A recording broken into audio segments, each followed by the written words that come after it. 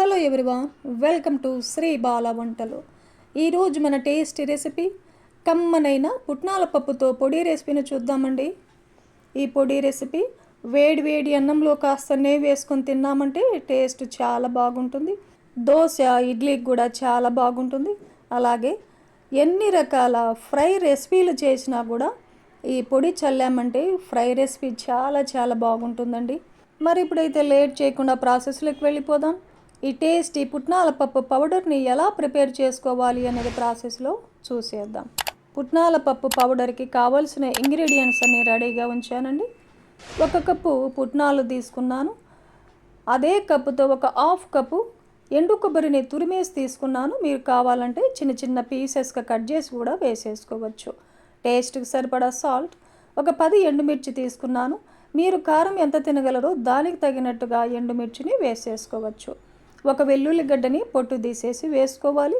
జీలకర్ర కూడా అవసరం అవుతుంది. మరి ఇప్పుడు స్టవ్ ఆన్ చేసుకుని ఒక ప్యాన్ పెట్టేసుకుందాం. 1 టేబుల్ స్పూన్ ఆయిల్ వేసేసుకొని ఫస్ట్ లో ఫ్లేమ్లో ఎండుమిర్చిని వేయించేసుకుందాం. మన ఛానల్లో మునగాకు పౌడరు, పల్లీ పౌడరు, అవిసె గింజల పౌడరు, రీసెంట్గా కరివేపాకు పౌడర్ కూడా ఉన్నాయండి. మీరు ఒకసారి చెక్ చేయొచ్చు. మిర్చి వేగిన తర్వాత 1 టేబుల్ స్పూన్ జీలకర్రను కూడా వేసేసుకొని 1 నిమిషం పాటు లో ఫ్లేమ్లో వేయించుకుందాం. ఎండుమిర్చి, జీలకర్ర ఇలా వేయించుకోవడం వల్ల పుట్నాల పప్పు పౌడర్ టేస్ట్ బాగుంటుంది, ఎక్కువ రోజులు నిల్వ ఉంటుందన్నమాట. ఇలా వేయించేసుకొని స్టవ్ ఆపేసి పూర్తిగా చల్లారిన తర్వాత మిక్సీ జార్లో వేసేసుకొని మిక్సీ పట్టేసుకుందాం.